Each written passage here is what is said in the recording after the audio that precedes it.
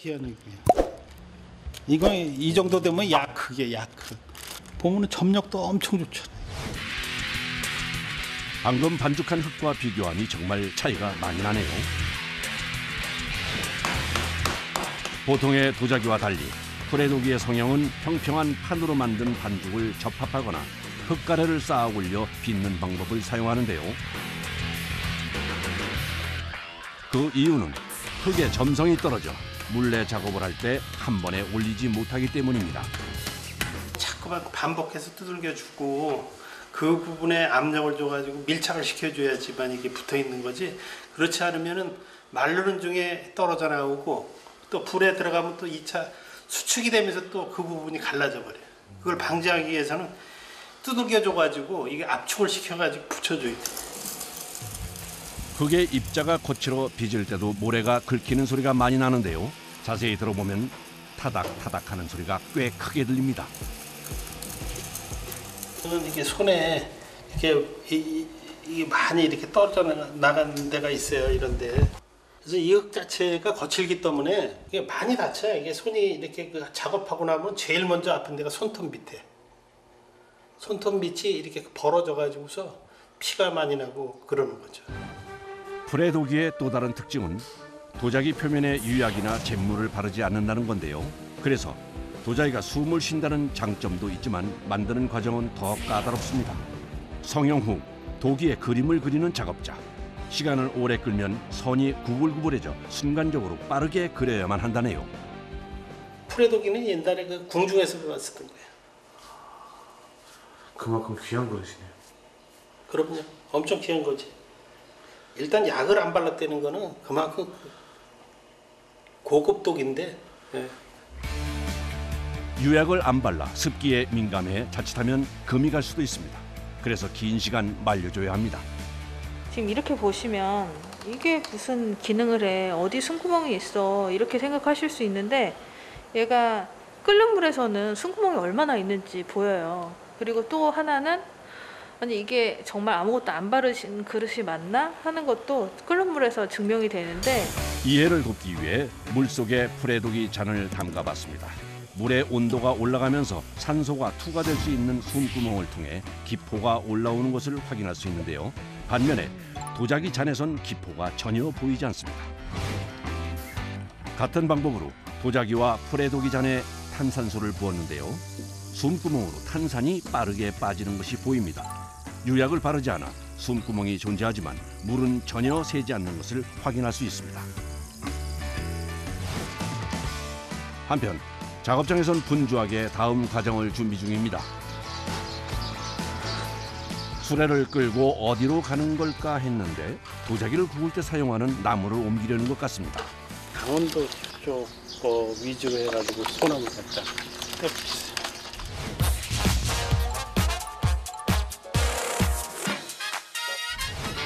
프레도기를 만드는 요소 중 가장 중요한 것 중에 하나가 나무입니다. 가마 속 온도를 높이기 위해선 지름 30cm 이상의 통나무를 사용해야 한다고 하네요. 요거는 지금 한 3년 정도 건조된 나무고 저쪽에 있는 건 한 6년 정도 건조된 나무이기 때문에 화력 차이가 있기 때문에 처음에 화력이 너무 많이 크면은 깨져요. 그래서 저희가 적당히 습도가 있는 그 나무를 갖다가 골라가지고 짧게는 2년에서 길게는 8년에서 9년까지 건조한 다양한 나무를 보관 중인데요.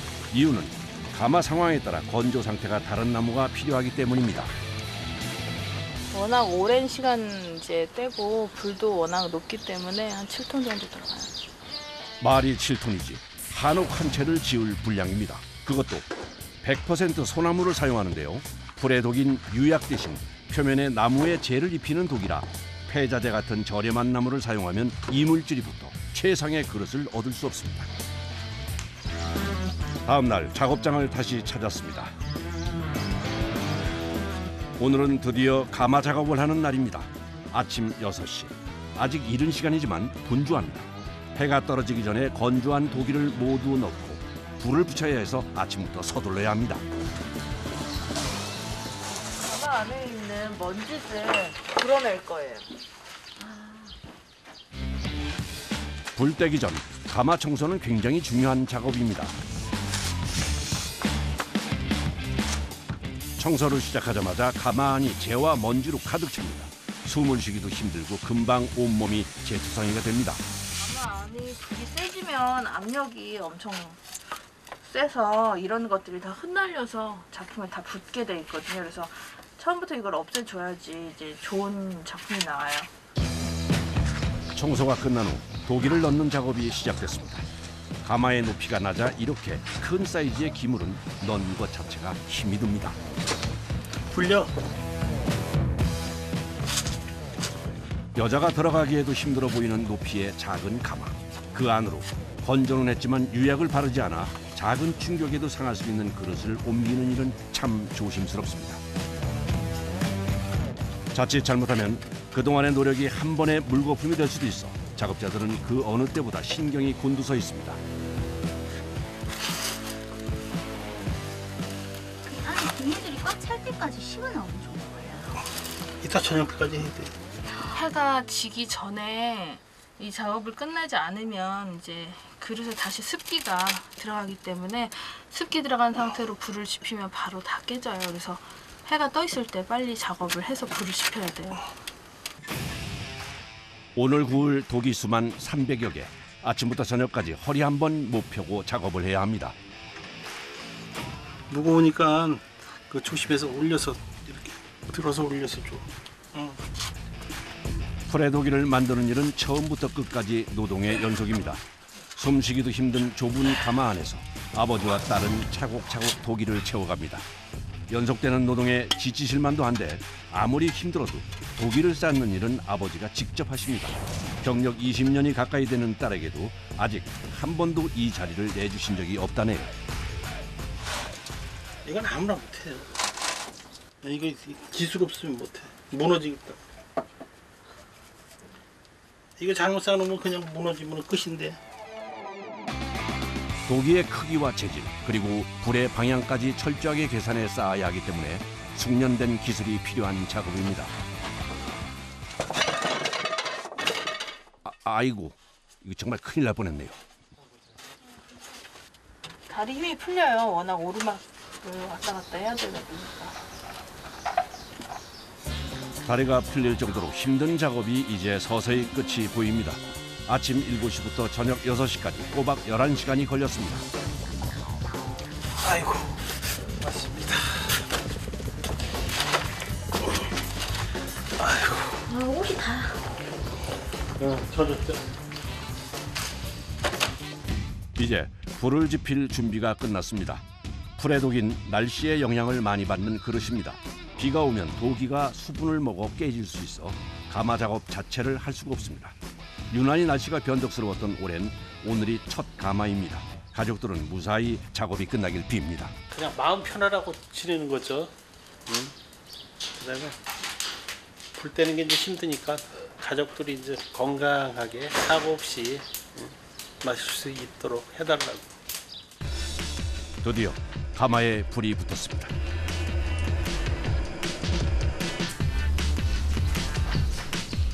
지금까지도 힘들었지만 사실 제일 힘든 작업은 지금부터 시작입니다.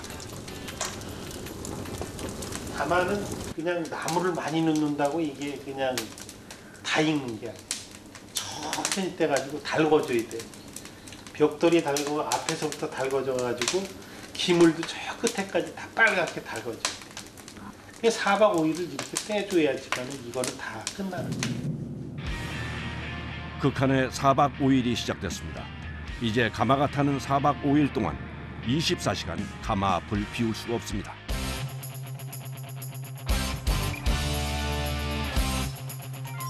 가마에 불이 붙어있는 내내 나무를 보충해주고 온도를 맞춰야 합니다.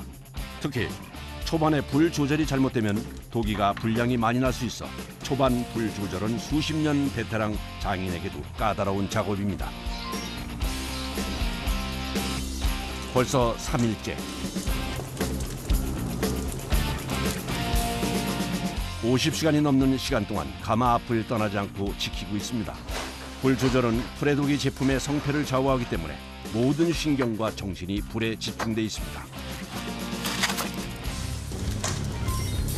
가마에 불을 붙인 지 4일째. 이제 피곤해 지쳐 체력적으로 한계에 다다른 상태입니다. 불이 세져 나무를 넣는 횟수도 잦아집니다. 마지막으로 갈수록 더 손이 많이 가서 식사도 가마 앞에서 대충 때워야 합니다.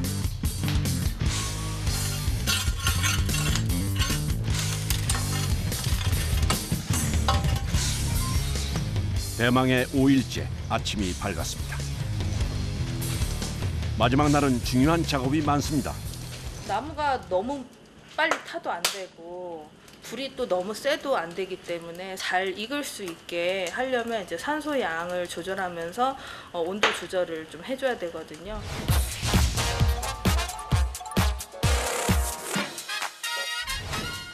풀의 독인 굽는 온도가 중요한데요. 입자가 굵은 흙과 흙 사이의 기공을 불의 온도를 올려 조여줍니다. 온도를 얘가 조절을 해주면 끝까지 올라가는 거예요. 1300도까지 올라가는 건 얘가 책임져줘. 콩나물로는 안 돼. 이게 단면적이 커지면 그만큼 화력이 커지는 거예요. 대부분의 옹기와 도자기가 1300도 이하에서 제작되는 것에 반해 풀의 독이는 1300도 이상의 온도에서 구워집니다. 장작가마에서 1300도를 올리는 일은 결코 쉬운 일이 아닙니다. 섬세하게 산소량을 조절하면서 불을 최대치로 끌어올립니다. 힘들지만 이 작업을 포기할 수 없는 건 불의 온도가 올라갈수록 도기의 품질도 함께 올라가기 때문입니다. 가마 온도가 1300도에 다다르자 작업자가 뭔가를 가마 안으로 던져 넣습니다. 바로 천일염입니다. 온도가 최고점에 이르면 마지막으로 가마 안에 소금을 뿌립니다. 소금이 순식간에 녹아 수증기처럼 퍼지며 도기 위에 쌓인 소나무 재를 붙입니다. 소금이 기화돼가지고 이 재하고 소금하고 흙하고 같이 반응을 해야 돼. 연기가 흰색으로 변하고, 그다음에 이제 초반에 보면 이제 바닥에 불이 노란색으로 오고. 염분이 재와 섞여 풀의 독이 표면에 은은한 광택을 만드는 천연 코팅제 역할을 합니다. 그러나 연기가 많이 나 여간 고역스러운 작업이 아닙니다. 이제 풀의 독이 제작 작업의 끝이 얼마 안 남았습니다. 마무리 작업이 한창일 때 갑자기 소방 안전모를 착용하는 작업자들. 뭔가 만만치 않은 작업을 하려는 것 같습니다. 최대한 가리고 작업을 해야 화상을 덜 입어요. 가마 끝까지 온도를 최대로 올리기 위해 불길이 치솟는 가마 옆 구멍으로 장작을 연신 집어넣습니다. 이제 불이 활활 타오르는 굴뚝을 막아야 합니다. 야, 앞에 막을 준비 해라. 네. 벽을 막아. 굴뚝뿐 아니라 가마에 뚫린 모든 산소 구멍을 밀봉해야 합니다. 그래야 가마 속 재가 밖으로 나오지 않고 도기에 내려앉아 풀의 도기에 검푸른 색을 만들어주기 때문입니다. 아니 흙을 엄청 치라고요. 저기 하고 있어 지금. 작업자들이 정신없이 분주합니다. 나무 하나 더 더라고. 연기가 새면 풀의 도기에 검은 색감을 입히는 작업이 실패할 수도 있어 2중 3중으로 연기를 차단합니다. 이제 끝났네요. 이제 좀 마음이 편안해져서 좀 잠 좀 제대로 잘 것 같아요. 날씨가 너무 안 좋아서 며칠 동안 모든 식구들이 신경이 예민해져 있어가지고 잠도 못 자고 가마 시작하는 내내도 잠을 못 자서 이번에는 유난히 체력이 많이 방전된 것 같아요. 밀봉 작업이 끝난 후엔 20일 동안 자연 상태에서 가마를 식히며 재가 도기에 안착되는 시간을 가집니다.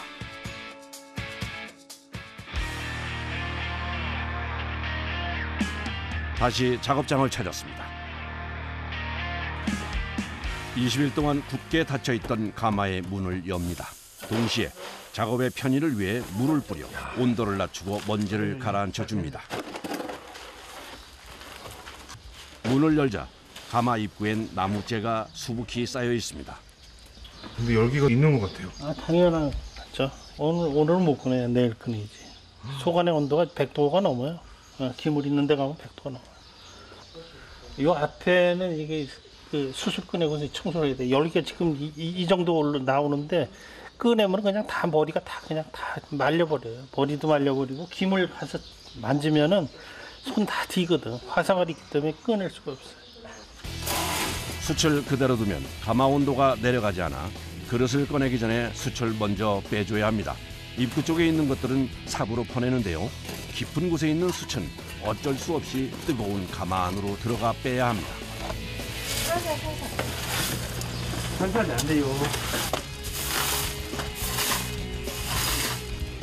저희도 빨리 최대한 스피드하게 마무리 지려고 빠르게 하죠. 100도에 가까운 뜨거운 열기와 순먼지까지 힘든 작업입니다. 잘 나왔어. 아빠 진짜 잘 나왔다. 이게 예전에 한 점 잘 나왔던 거하고 똑같은 저거네. 그 색깔이에요. 건수야 저거 앞에 좀 막자. 근데 여기 앞에 막고 창고기 위에 들어가면 또 저거 100% 되니까. 빼준다. 100% 저거 다 남아. 지금은 도기가 너무 뜨거워 꺼낼 수 없어 가마 내부가 식을 때까지 기다려야 합니다. 일단 가마를 갖다 열었으니까는 내일 모레쯤 열어가지고서 이 김을 갖다 꺼내야 될 것 같습니다. 이틀이나 식히셔야 네. 되는데. 그래도 그때 들어가면은 뜨겁고 김을 만지면 한 100도 정도 그래도 나와요. 이틀 후 드디어 도기를 꺼내는 날입니다. 작업자가 설레는 마음으로 가마 속으로 들어갑니다. 층층이 쌓여있는 작품을 위부터 아래까지 꼼꼼히 둘러보며 상태를 확인합니다. 제가 보기엔 좋아 보이는데 잘 나온 건가요? 괜찮게 나왔어요. 요번 네. 그 색상은 이 가마 안에서 봤을 때 아주 잘 나왔는데 또 닦고 보면 또 다른 색깔이 또 나오겠죠. 일단 한번 꺼내겠습니다. 제일 윗칸에 있던 사이즈가 큰 도기부터 조심스럽게 내려 밖으로 옮깁니다. 오랜 시간 공들여 만들어낸 작품이기에 옮기는 것도 조심스러울 수밖에 없습니다.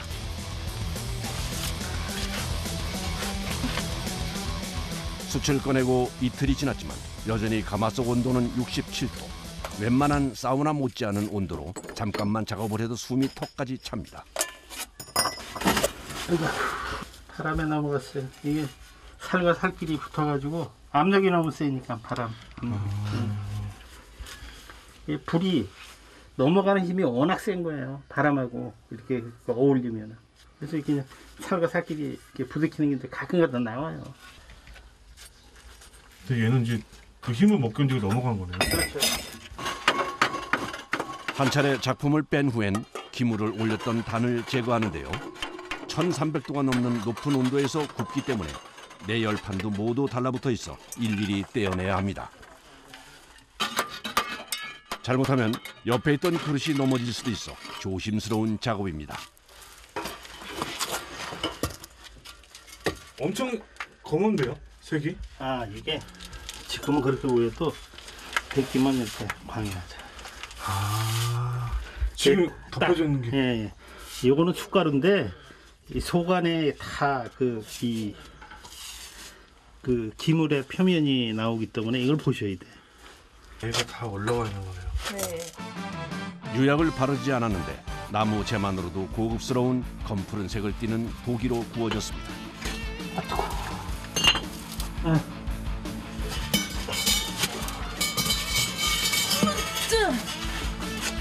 방금 소리 들으셨죠? 1300도에서 구워진 풀의 독인 종을 두드리듯 맑은 소리가 나는 것이 특징입니다. 나다. 도기를 꺼내는 작업이 모두 끝났습니다. 반나절 동안 뜨거운 가마에서 수백 개의 작품을 꺼내고 나면 온몸이 땀 범벅입니다. 좀 닦으셔.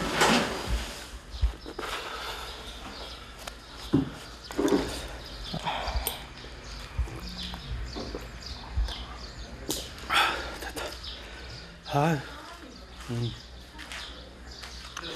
옷이 흠뻑 젖으시는데. 아유 당연하죠. 온도가 있으니까 안에 실내 온도가 있으니까.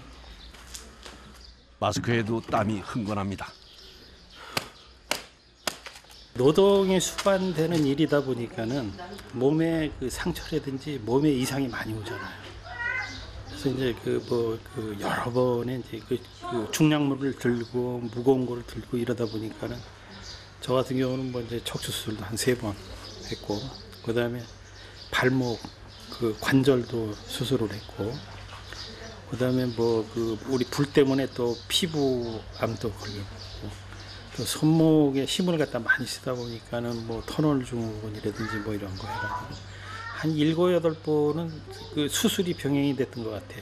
조금 일을 하려면 또 병이 나고, 조금 일을 하려면 병이 나고 그러는데 어쩔 수 없이 또 거쳐야 되는 작업들이니까 또 하는 거예요, 그게. 자칫하면 사라질 수도 있었던 오래된 왕실의 그릇이 장인과 가족들의 땀과 노력으로 다시 세상 밖으로 나왔습니다.